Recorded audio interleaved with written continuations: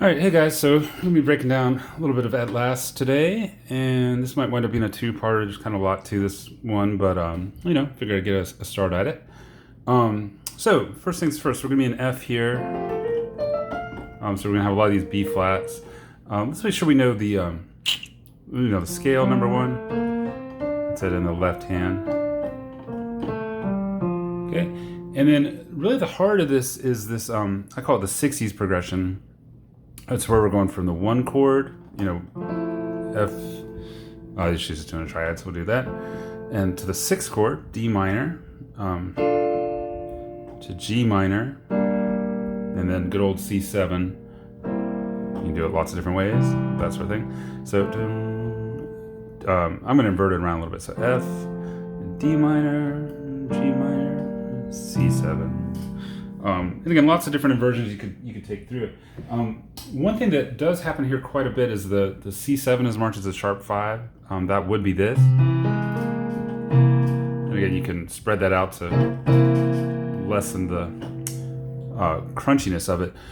However, I think that they might be overdoing it on that. There's an A flat in the melody that she kind of slides to, like. I think if you just play regular C7. Just let that bite happen. So I would think of it as just F, D minor, G minor, C7. Just make sure you're comfortable with those, and you can make adjustments as you go depending on your how you think it should sound. Okay, the other thing that is important to this one is the fact that it's in that kind of 12/8 sort of deal. So we talked about it at the lesson, but we want to have these kind of triplet under grid, I guess is one way to say it. That kind of.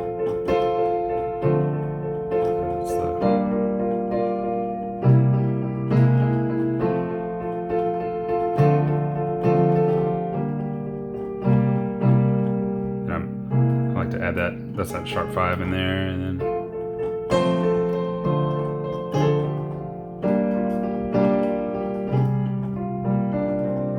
that's going to give you that kind of vibe. So triplets are kind of the order of the day here, and I definitely would recommend practicing the triplets in those chords. Just again, get comfortable with them, and it should be good. Okay, so we do have an intro here, which is written way up high on the ledger lines. Don't let that scare you too much. I mean, you could get around and read that. I'm going to try to give you just a quick rendition of it so you can kind of have some bearings. I'm using the chord symbols here. So I'm thinking F. Remember, you got a B flat in there. And then they're saying have an E flat there on the bottom there. So I'm just going from there to there. That's the right hand. It goes back to that F on the B flat chord. And then this is kind of nice little fast triplet over G7. So that sort of thing. Back up to the F. And to D7. That's a tough one. G sharp A, E flat, G, A flat, D flat, G, F. And then any sort of C7 here would work. They have the C on the top, but you could even look good old fancy there. Up to you. Okay, and then we come in with this long C, and finally we get into the actual melody.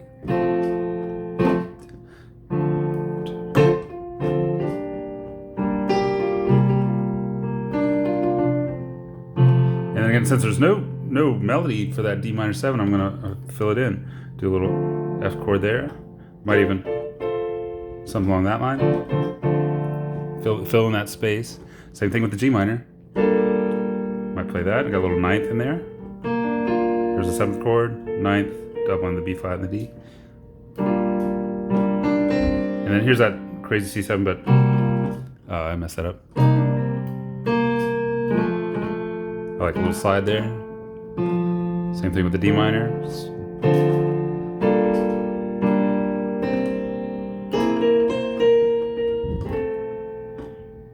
Cool. And then I think it kind of echoes the intro there.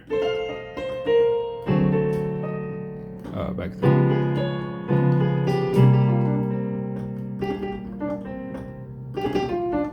Some sort of lick there to kind of fill that in.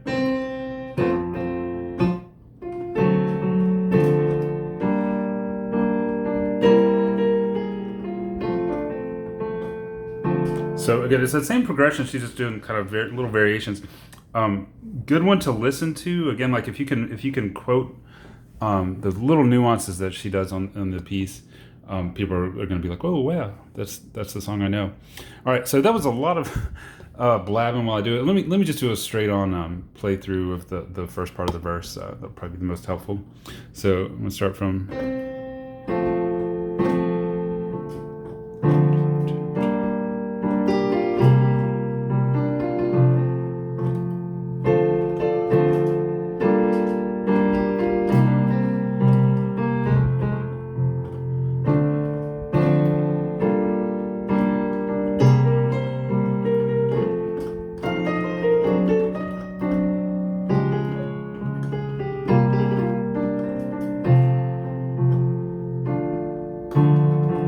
Good. And again, you'll notice I'm not playing the triplet.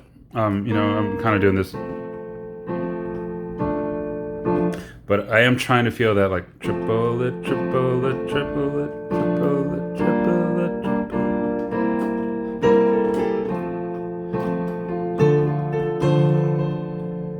Oh, sorry, was it D minor?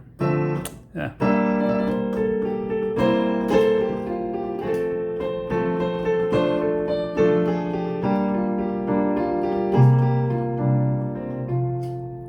So it sounds like magic, but again, I'm just doing the mostly F scale stuff. I am throwing a lot of these kind of A flat blue notes in there, like.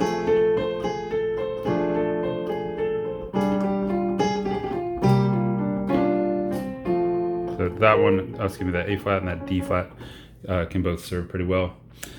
Cool. I feel like I'm all over the place here. I should have planned my attack here a little more, but yeah, that's hopefully this is a little helpful, and I will make another one kind of. Going in there, but let me let's take the second part of the verse there. So where she comes back in on the second page. So again, I like to flesh these out.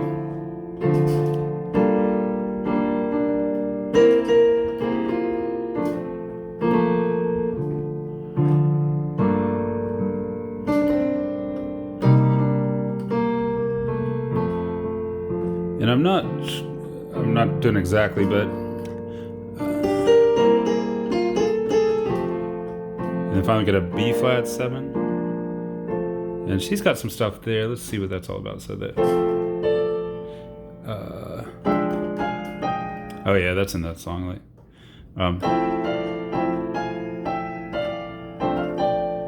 yeah, I think that's in the horns or something. It's kind of nice. It's like a major part for a second. Kind of almost doesn't work, but cool. And then there's another section. I'll just play it.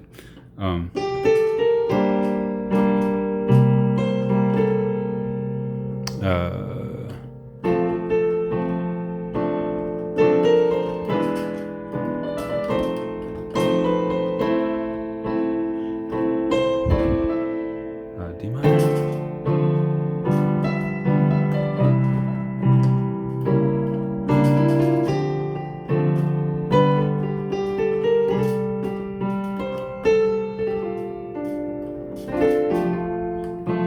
Back to it.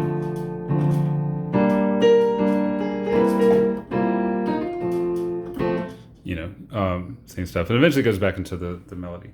So again, just kind of get a start with it there. You don't have to get super rhythmically accurate there, but as far as the melody goes, there's a lot of wiggle room. And listen to her on the record. She's just blowing. I guarantee she's not worried about like 16th note rhythms. So give it that loose style. You know how the song goes, so just see if you can put it in there. But the other thing I would recommend, I guess, is take that progression. The more comfortable you are with this, the better, and try to work out on this kind of F stuff. You might want to try the Mixolydian.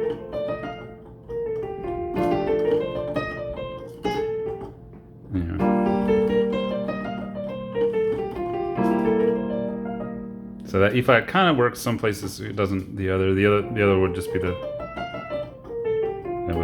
the blue note in there. So yeah.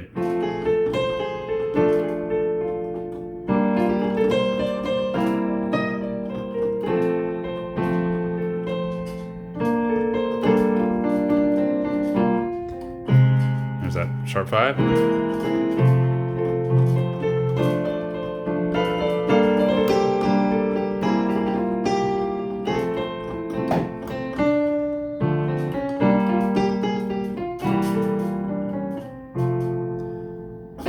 Cool. So triplets, all over town, but it's a great progression to go work with because you're really getting control of that F stuff, building up those chops, which will also pay off in your C blues, your F blues, all that kind of good stuff as well. Cool. So pretty rambling, I know, but hopefully this has been a little bit helpful. And happy practicing. I'll see you guys on the flip.